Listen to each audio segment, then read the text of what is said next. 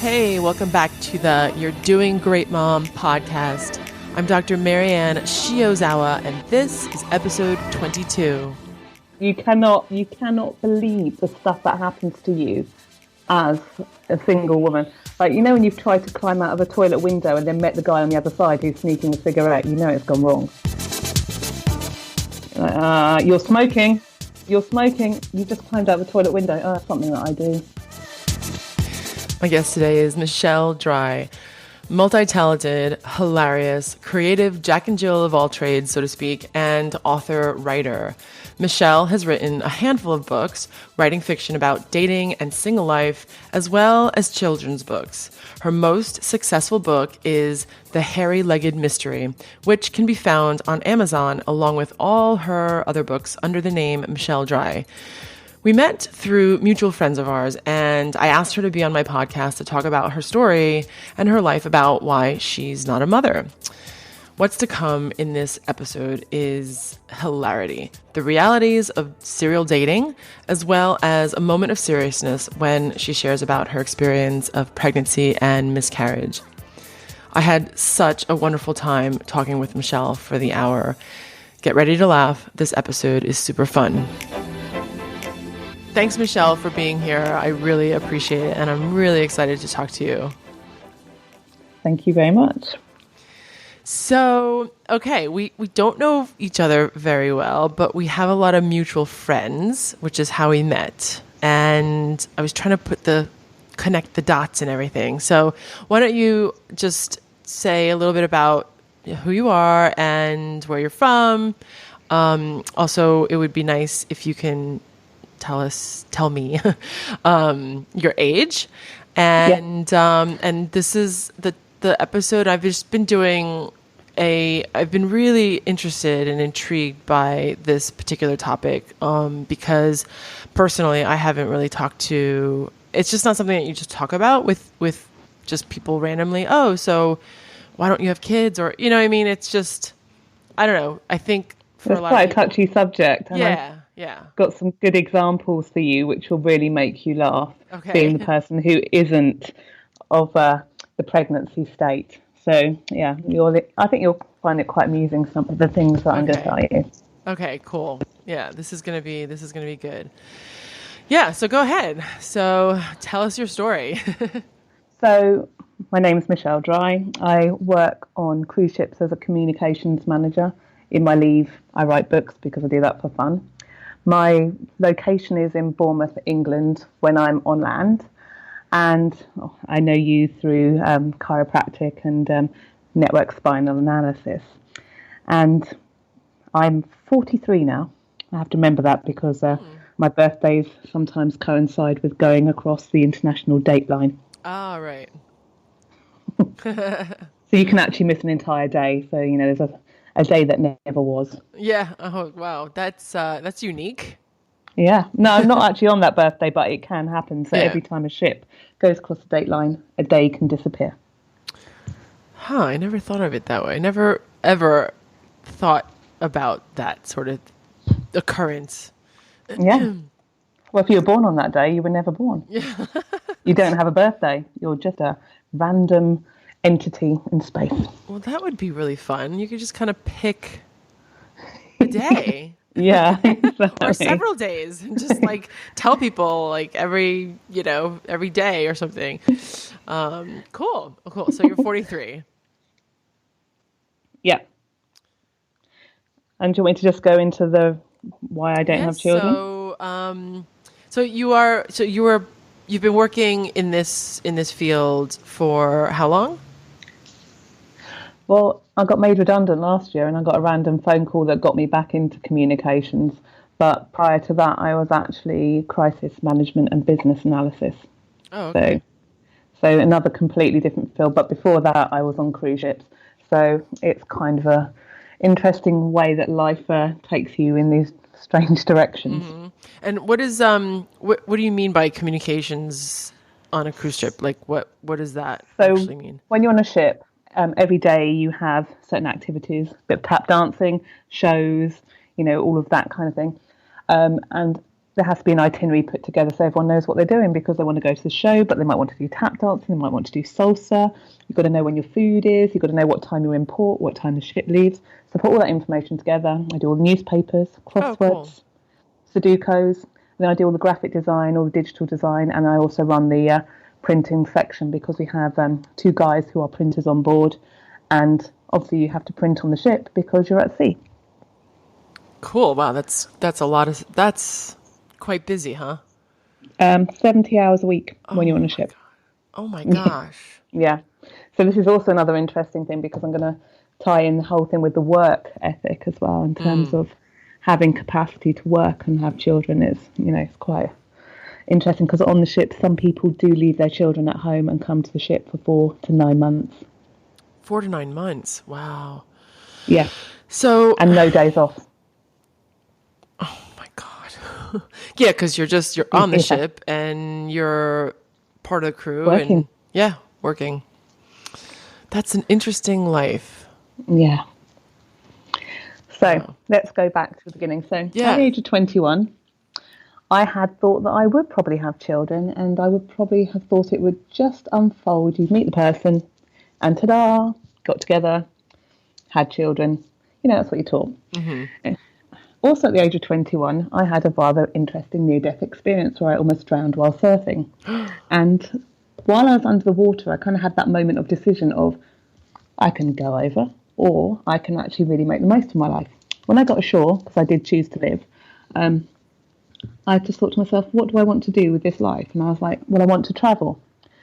So a couple of months later, I lived in India for 6 months because I won a photo competition. Then came back and was just like, this normal life isn't for me. And another sequence of events put me on a cruise ship 2 weeks later, and I was a photographer then. So I worked as a photographer, spent a few years on ships, met lots of different people, quite enjoyed it. Then moved into tours, became a tour manager, travelled the world, went to Antarctica, spent 2 months in Antarctica. Oh wow. Then I was on a ship that almost sank in Antarctica. Oh my And god. that was when I was like, okay, I think it's time for me to go back to land now. That same year, we were in Mombasa. There was a bombing. We ran aground. There was a volcanic eruption. It was just endless stuff happening in that year. So I thought, I'll come back to land and I'll settle down. I'm going to find the right man because I'm ready. I was 29. I went back and did my master's degree as well. And I went serial dating. When I say serial dating, I think I did 70 dates in a row. That's right, my kind of woman. I was just like, blimey, let's get out there. Right, if we're going to do this, we're going to test the waters. And not being funny, I thought, I'll play it like a man. Where are you now at this point? Where in the world? Like you're 29 and you're dating, serial dating. Where is this? I came back to Bournemouth and I actually did almost run out, actually. Just like, oh my God, there's another one. No, still no. Yeah, I mean, Bournemouth isn't that big. No, it's not, but it's quite amazing how many divorced men there are and the common patterns within the divorcees. Because even, I was 30, so I'm dating men who are 35, well, 32 to, say, 42 at that age group.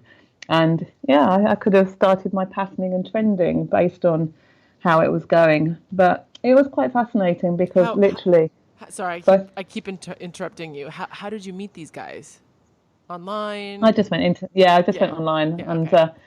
you put a picture up of yourself smiling, and you're like this as well. I did actually create a rebellious one with no picture on called Bum Face, yeah, and I wrote a really cheeky, really humorous kind of entertaining one, and I think I had about a couple of hundred approaches based on the fact that I'd written something that was that funny that they couldn't breathe through laughing.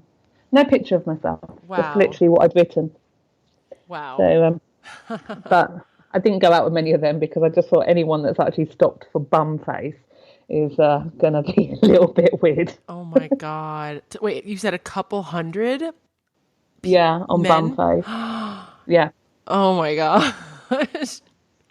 That's so, I need to, this is like such a segue because like I need to, I think it's, online dating and just dating as a single woman and It's just fascinating to me, and it's just like another whole conversation that I'd love to have, just for I don't know, like entertainment, because I so want to write a book about it.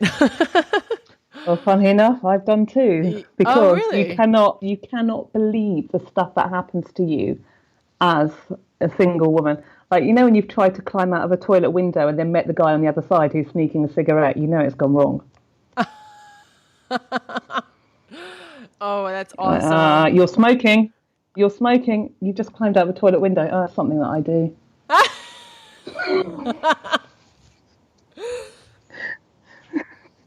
Yeah. That is so hilarious. That's brilliant. Yeah. I just climb out. I just get like this rush climbing out of bathroom windows. They're always a challenge. They're different shapes, they're different sizes. Some you climb up cubicles, others you go over sinks. Why wouldn't you? That's how you frame it. That is totally book and movie worthy. Oh, don't. Honestly, some of the stuff that I've discovered through dating, you're just like, okay, this Yeah. is really not cool. It's when somebody proposes to you on the first date because they really want to get married. You've had that happen? Yep. Oh my God. That And then another one, I just was like, I'm really sorry, this isn't working. He grabbed hold of my hand, then laid on the floor and started crying. no. Yep. How old was this guy? He was 38 at the time. It's all right. I wasn't going for I wasn't cougaring. Oh my God. That is Just out. started Yeah. crying. Like seriously, real tears. Yeah. Yeah. And then, this is one of my favourites as well. Lovely guy, really sweet, definitely lived with his mum, but had actually advertised himself as a triathlete. And I used to compete at rowing, like, until I went back on the ship. And so I was really into my fitness, and I met up with him. I thought, no, you don't do triathlon. And it turned out he entered a triathlon, started swimming, got hypothermia, and got pulled out. So therefore, he was a triathlete. Oh God. Yeah. Sorry, that doesn't work. That's not going to cut it. No. So with these examples and the potential sperm pool that we've got here, you can tell that I haven't been terribly convinced by any of them. Yeah. No, they didn't. They didn't inspire you, huh? No, and the thing is, not being funny, as a woman, and women who will be with children listening to this think, oh, this is like really great fun. But when a woman has found a decent man, one who will actually clean the toilet and flush it, and one who can do washing up, amazing. You have no clue how amazing that is. But when you actually have that, it's very easy to take it for granted. And it's almost like I'd like to get women to just have a couple of weeks of continual dating to go back to their partner and just go, you are amazing. You know how to use a Hoover. Yeah. Although one of my friend's husbands did use the Hoover and hoovered up her bras so he didn't have to do it again. Oh God. Yeah, and her underwear actually. And he was like, well, you never showed me how to use it. I thought that's amazing. So, deviation, sorry about No, this is that. great. This is great. Basically, are you getting an idea of why I might have chosen to be single after 70 dates? A lot of very interesting moments where men tell you the story. And I do feel for them in that, a lot of them get divorced, they lose everything, they've worked really hard, they don't see their children anymore. And obviously they want to have sex. So you're just like, okay, I get why you're here. And, I'm going to offer half my dinner, which might actually freak you out. And, that creates a power dynamic which is equal. But when you do that, they don't know where they are. They feel demasculine. So then you're in this situation of awkwardness saying, I'd like to pay. And they're like, no, I don't want to pay. Don't want you to pay. And then they start counting out their pound coins. And you're like, oh, this is awkward. But honestly, people who've got partners and got a lovely family, and as annoying as it is, you get woken up really every day and you have to make packed lunches. A lot of room for that because I find it difficult to make it for myself. Literally, the comparison, like grass is always greener, isn't it, on the other side? And I say take your turf with you and appreciate that the turf.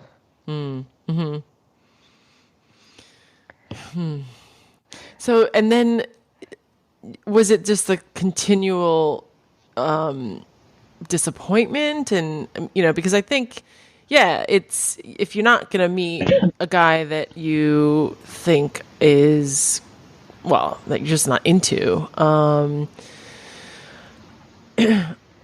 I don't know. The It's problem like, is, yeah, it might not. It's probably gonna just, I don't know, turn you off or not want to. You're not, I mean, it sounds like you weren't your desire to become a mother wasn't so strong. I mean, what I actually almost thought going the bank route, because then you wouldn't have to deal with anyone and have to clean up and feed them and stuff. I just thought, you know what?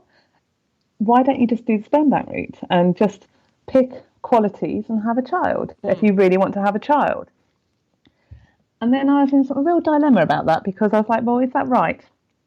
Because if I'm meant to have a child, surely the right man would have turned up and there would have been a big kind of aura of chemistry around him and I would have jumped on him.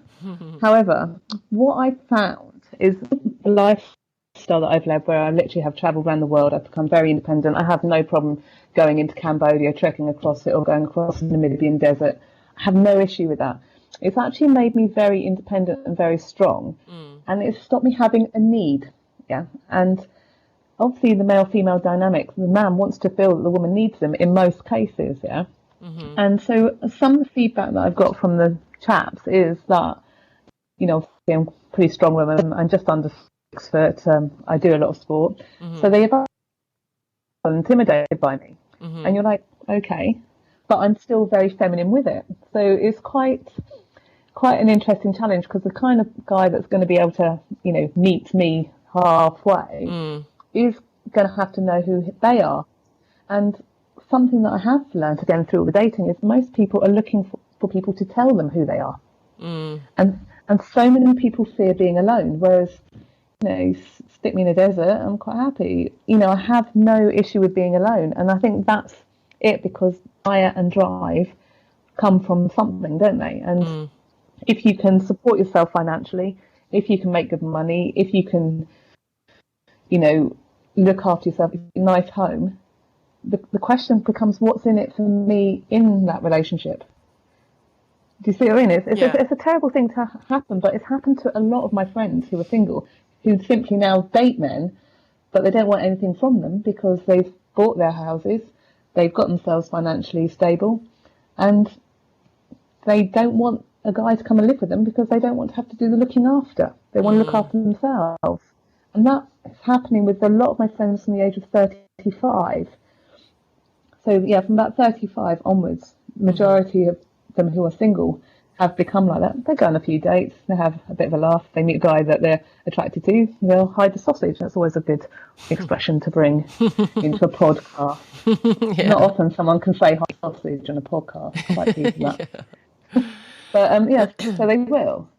And, and then they don't have to have anything from it. But then the friends of mine that are married, they almost kind of look at our freedom of what we can do. Like, we can go to a spa, we can go and do what we want when we want. We can be in a rowing club, we can go and travel around the country racing.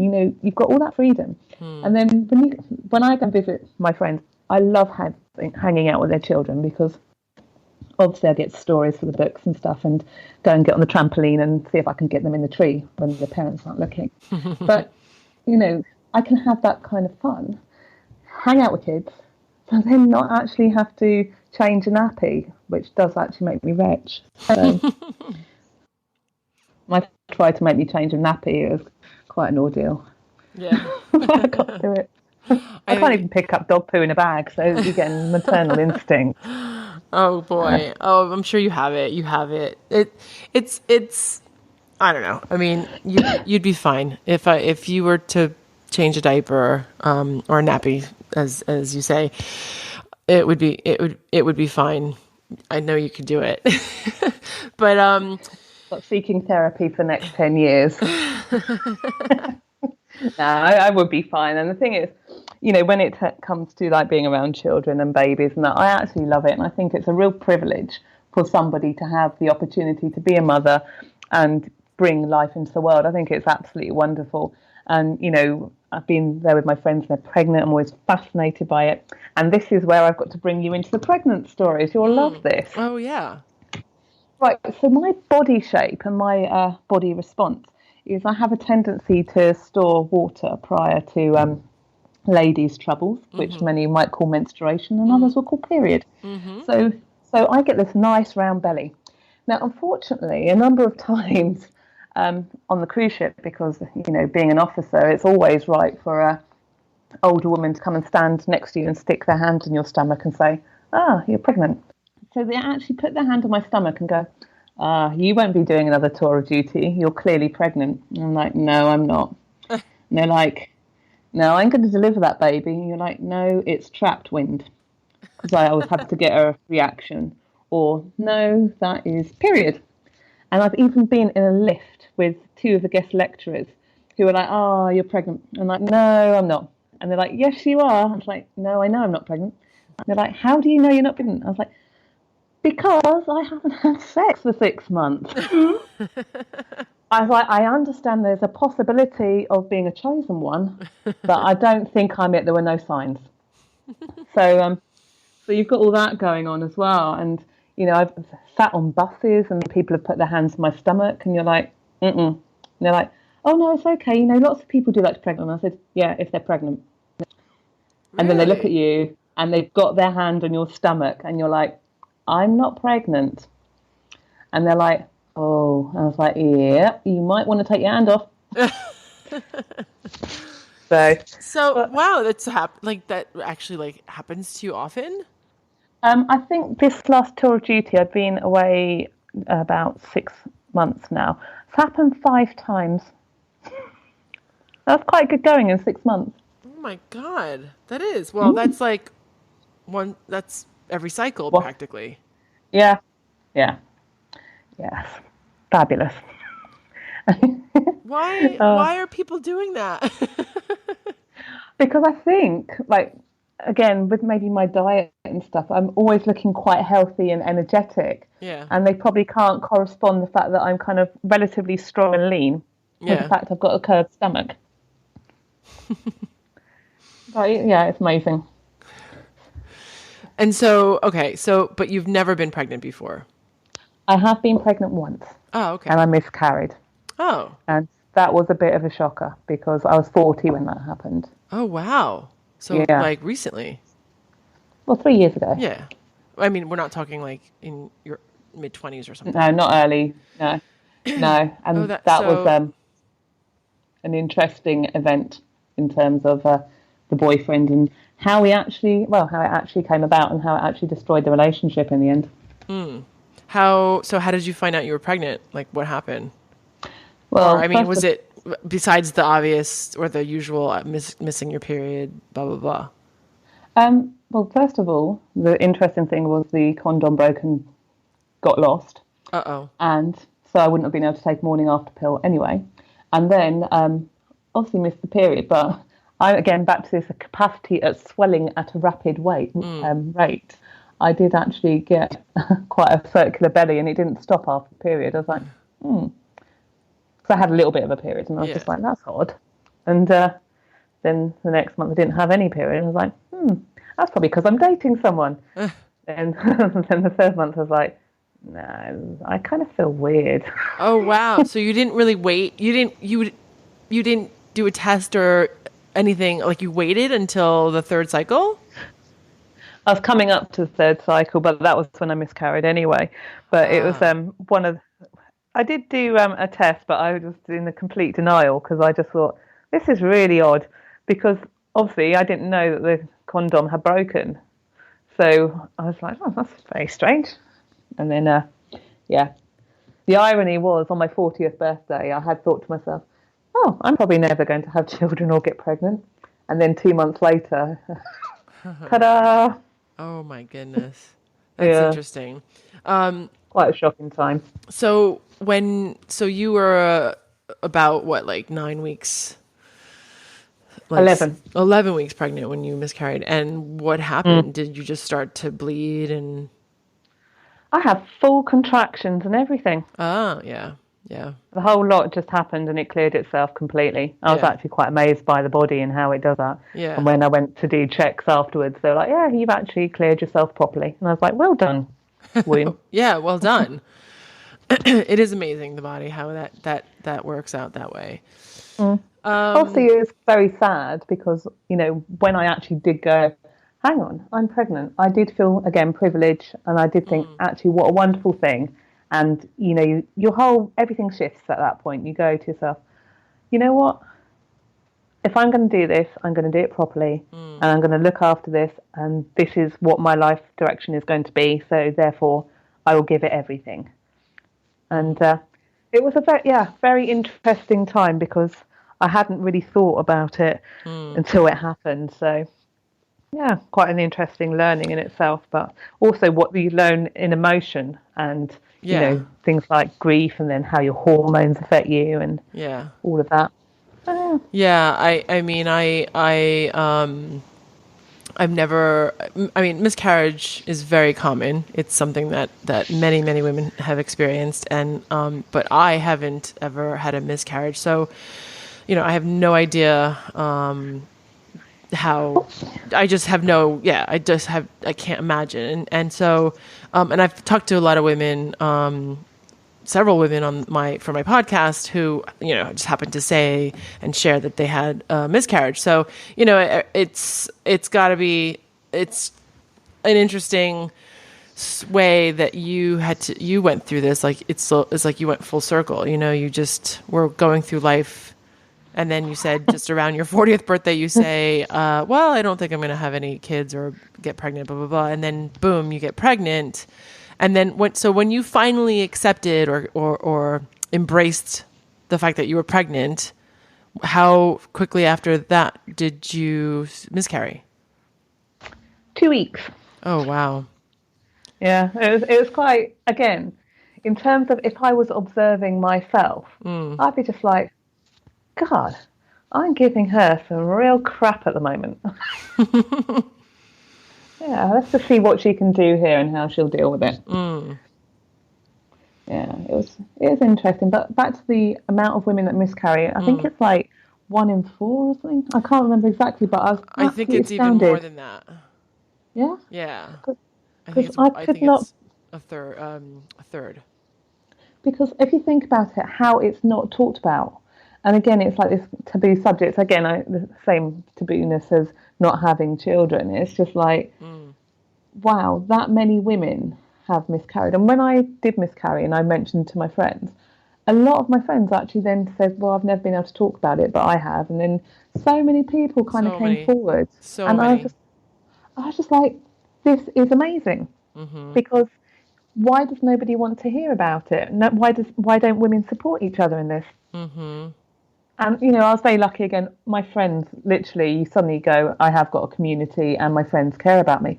But there's a lot of women that are going through that by themselves and have no one there and they can't talk about it because it's a taboo subject. And, this is the whole thing with the femininity thing. I just wish we could actually really unite those that have children, those that don't, just as women, because we've all got different aspects. And where's the tribe? Where, like, maybe single women might like hanging out with other people's kids, might Absolutely. not, don't know. I mean, that's we're a tribe. That's what they did back in the day, when we were villages and tribes and hunting and gathering and, it's, of course, and the child was everyone's. Yeah. It was the tribe's child.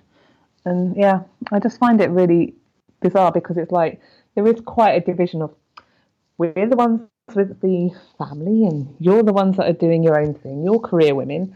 And then you've got the women who I am so full of respect for. I do not know how women manage to have a career, have children, run it all. Because something that I did realise when I was going to, potentially have a child was, I was like, I can't do it all. I don't know how I'm going to do it all. I'm not even going to pretend that I'm some kind of super goddess woman who can have a child, do the housework. the house is going to be a mess. We're all going to starve. And if you're a guy, you're going to stay in my life, you're going to have to learn to do some stuff.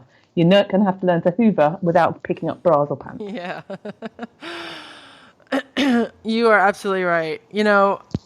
So I back to like the why don't women talk about miscarriage? Like, it's really one of the things that I've never understood. Even back when I first got pregnant with my daughter, it was as soon as I found out, I basically told everybody. But I don't know if it's just in Western culture or an American thing or a British thing or whatever.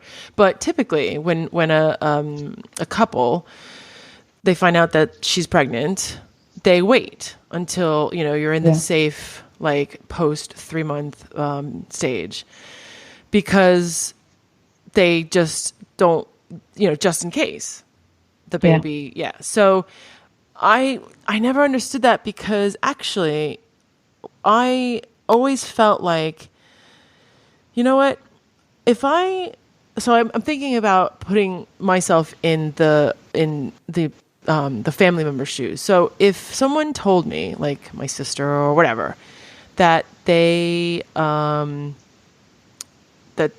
I didn't know that they were pregnant and they miscarried, I would be like, oh my God, you were pregnant and you were going to wait to tell us, but it just so happens that you miscarried and you had to deal with this by yourself.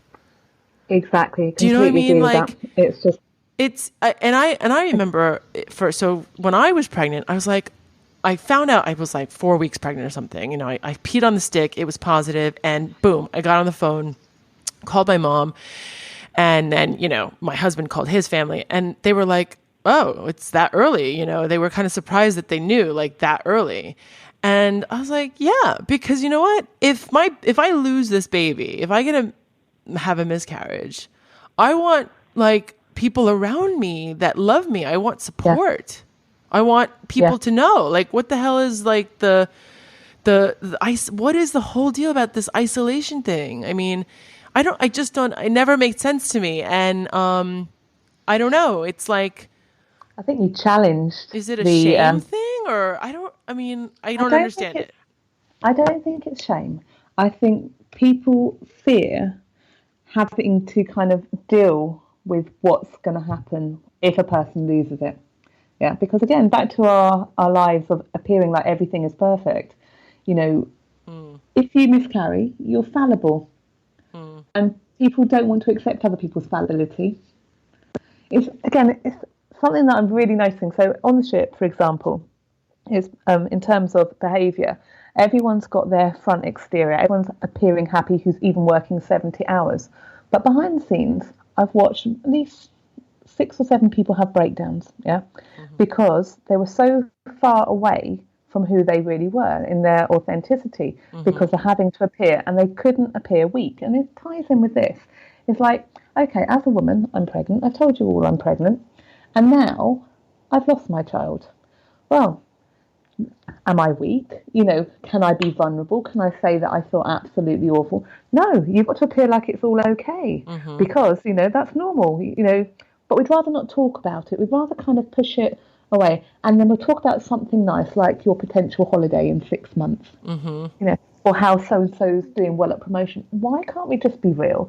And when I did have that situation where I miscarried, I became very real, and I didn't care about people's discomfort, because I just thought, I'm going to actually demonstrate true vulnerability and the fact that I am grieving about something that is a lost potential, because I am real. And by me being real, that catalyzes something in you to be real back. And a lot of my friends told me afterwards that they were really grateful about the fact that I completely showed my fallibility and the fact that I was vulnerable, and that things, weren't right, because I wasn't going to put a brave face in it. I took a little bit of time off work. It made a lot of people uncomfortable, because, they came and said, so why were you off work? I was like, well, I miscarried. And they were like, what, you were pregnant? And I was like, yeah. And then they just didn't know what to do with it. They're just like, we thought you were just putting on weight and eating a lot of cheese. I was like, well, I was putting on weight and eating a lot of cheese and crisps, funnily enough.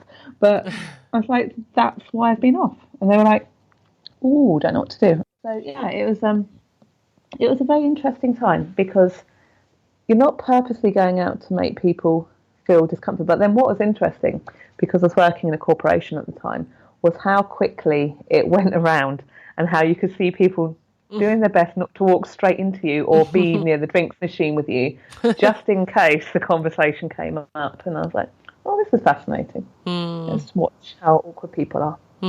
Yeah, but the worst thing is it took me 18 months to get the weight off. Oh. Yeah, it's very odd. Hormones. I love what you said when you said it catalyzes people to be real. That was cool. That's really, it's because, we avoid so much of that when you interact with people, and it's just small talk and no one really wants to face these times of adversity and I don't know, it just makes people feel so uncomfortable, like what you're saying.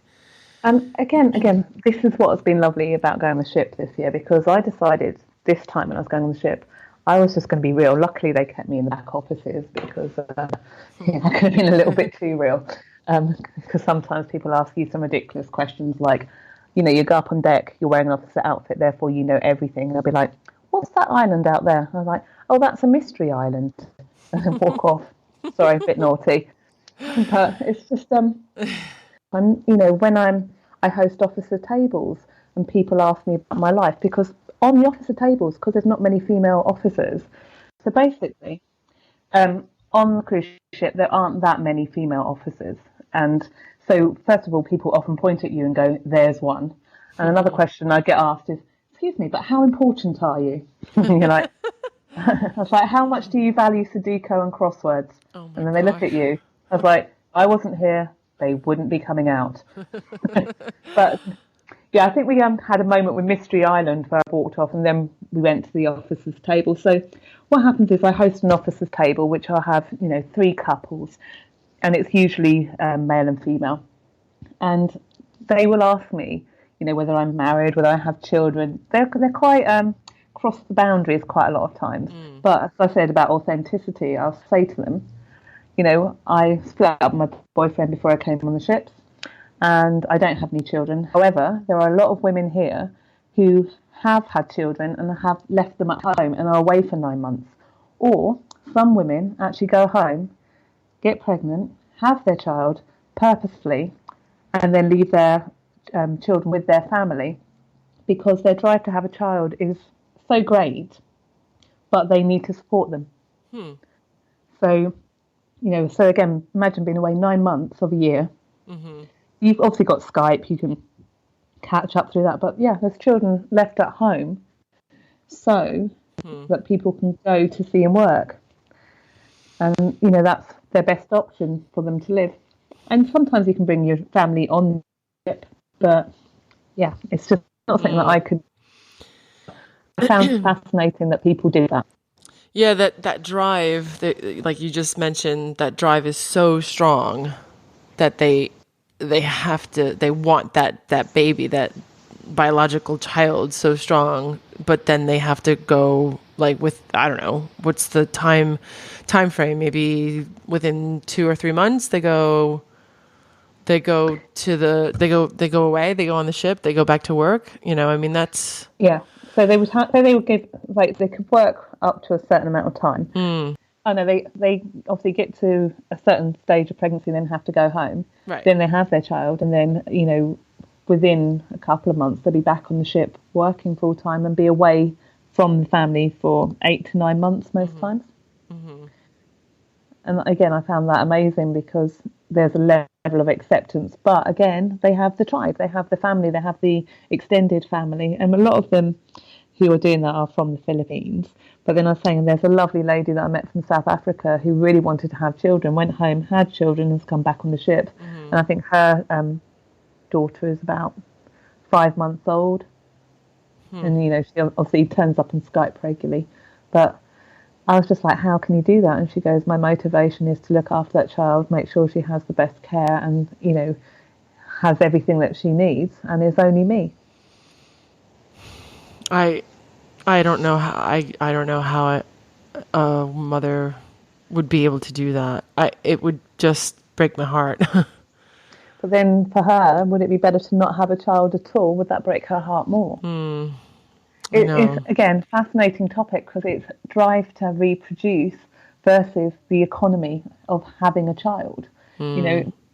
And that was something that I learned really very intensely this year because I was out in South Korea and in Japan. And the attitude now is it's too expensive to have children. They're having a massive drop off in birth rate, Yeah. and they're having pet dogs instead. And the increase in dogs is relative, or puppies, is relative to the actual drop in child um, birth because they want to have careers, they want to be able to buy nice things. And I was actually blown away by it because there's going to be a crisis in Japan because there's no children being born Yeah, because of economy. that's the whole. I mean, when I decided that I wanted to have this topic, this conversation with several women, my husband was just like, "Oh, there was an article in The Economist about this very thing," and I mean, it's pretty much like in Japan, South Korea, Italy, Germany. You know, I mean, we're talking especially. Japan and Italy, like the population actually is the rate is decreasing drastically. And then there was an article in the Atlantic about why aren't men and women getting married, let alone have children. And it's exactly what you said. It's just too expensive. Something about the men are not finding jobs that are paying them enough to actually provide for their families. So they feel that they just don't, it would just be way too much work and way too much pressure to have a family. And then, you know, with women and their careers, et cetera, et cetera. So yeah, it's pretty much what you're saying.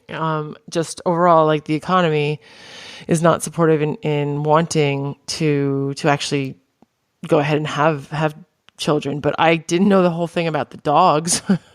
Oh no, because what I was fascinated by was how many of the South Koreans had lovely little dogs. So honestly, because I get puppy broody, I see a puppy and I get all, Yeah, me too. you know, I scoop them up and, you know, like, oh, I really want one. But obviously can't at sea unless I try and smuggle one on, but that wasn't going to work. So, yeah, you know, being in South Korea and actually starting to talk to the locals who were wonderful, hilarious people, and I'd be like, so what's going on with this whole dog thing? Because not being funny, I did think they ate them, and I couldn't understand what they'd be doing having them as pets. I know, but that's terrible. Well, you might need to cut that out. But I No, was like, that's hang on. it's just like that's funny. It's just like it's great because like we're Westerners, you know. So how would we know? Well, I think we should probably not go too far into dogs. No, but I But just think I obviously, was as Westerners, yeah, I was just saying as Westerners, it's like a perfect thing to say because what would we know? I mean, you know, it's a different culture, and I think it's I the had Chinese. no The idea. Chinese.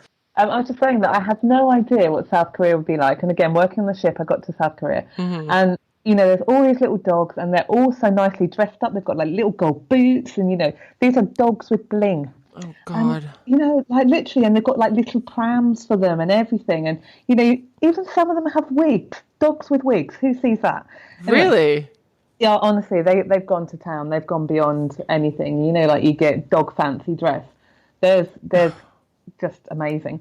Anyway, so you see this, and then this is why I got into the conversation. I was like, so what's going on with the dogs? But I didn't say I think you might eat them because clearly you don't. You're dressing them up. Something's changed here because I'd always had that kind of perception. And that's when I found out. They're like, you know, a lot of the women have decided they want to have careers.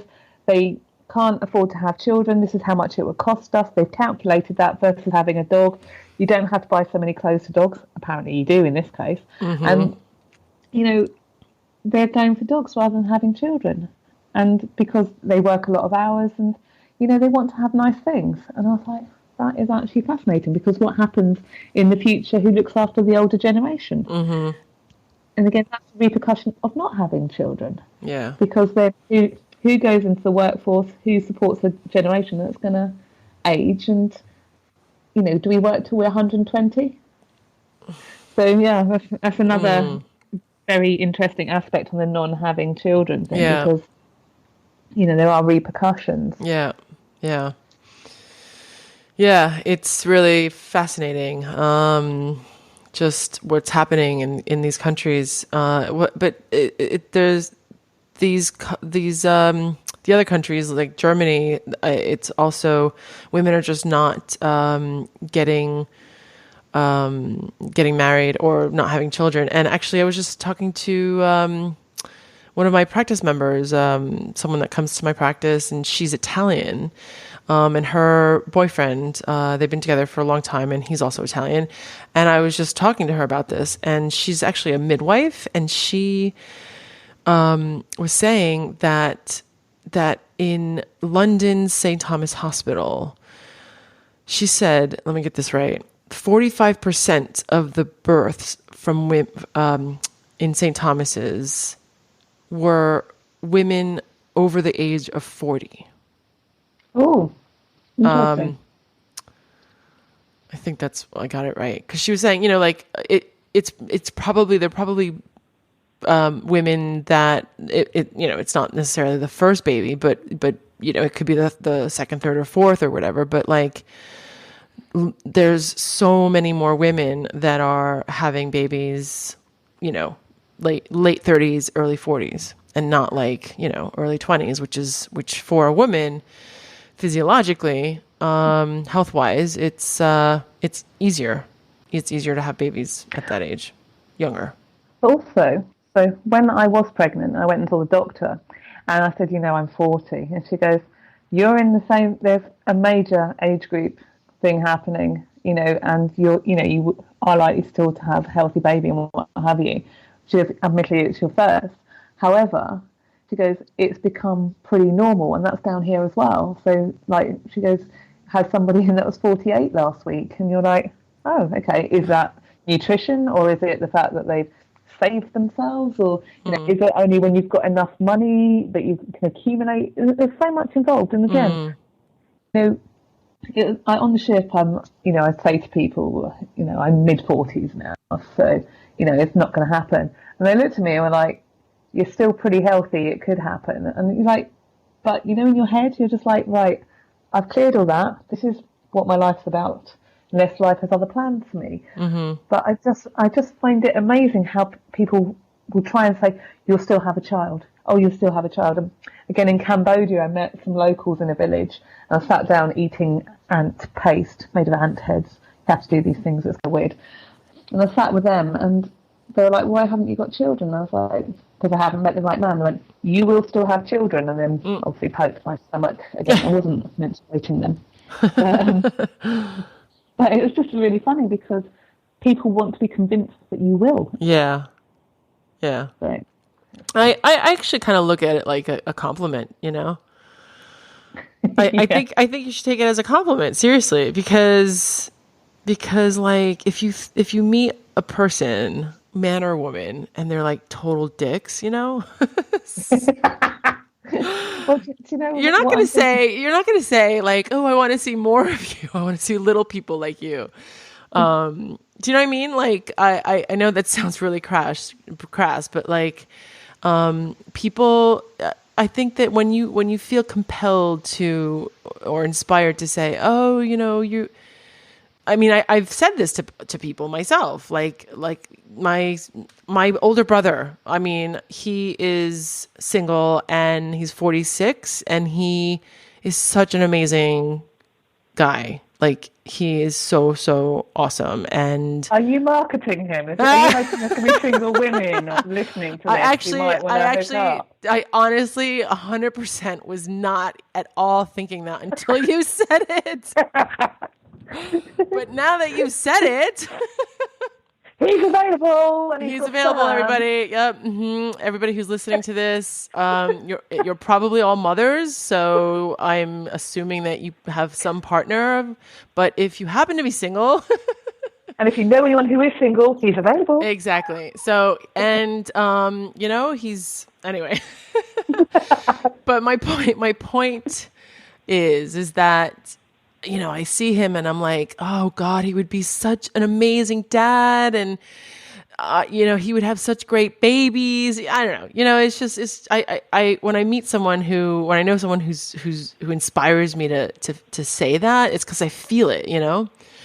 So, so rather than turning to him and say, you should chop that off. No, I'm definitely keeping that in. He's going to kill me. If your brother has an influx of women pursuing him, you know why. Yeah. That's he's going to be like, what the heck? Because I don't think he listens to my podcast. I've told him, like, he's asked me, is there any, like, let me know if you think that, like, because he listens to a lot of podcasts, so he would like, listening to mine would be like another episode to listen to, and so he's just like, just let me know when you record a really interesting episode that you think I would like. And so, I mean, there's been like one which actually was with my husband. I recorded one with my husband, and it was really, really funny, and a lot of people were like, they listened to it with their husband, or, some of my guy friends listened to it and they were like, oh, your husband's hilarious. So my brother listened to that one, but, other than that, he's not going to listen to my podcast. So yeah, if he gets like an influx of women contacting him, he'll be like, what the hell's going on? We were marketing you. We were talking about pregnancy, crap dating, and why this woman's single and hasn't got children, but we worked out because she climbs out toilet windows on a regular basis for fun. But in the meantime, we were definitely marketing you because apparently you make a very good dad, according to me, and no one's told you to chop it off. Is that there? That's it in a nutshell. Yeah. So this has been really fun, and we could totally go on and on and on. I feel like we've just scratched the surface, but this has been really great, and I really appreciate you talking to me. Thanks, Michelle. No worries, it's fun. Yeah, you need to know how to escape rubbish dates and things that you need to do to create great distractions. I mean, woman. I'll be contacting you for my next podcast series about the trials and tribulations of serial dating. Oh, wicked! You'll love it. Right, thank you so much, All right, Michelle, thank you so much. Have a good night. If you want to get in touch with Michelle, check out her website, michelledry.com. That's MICHELLE dry.com. michelledry.com.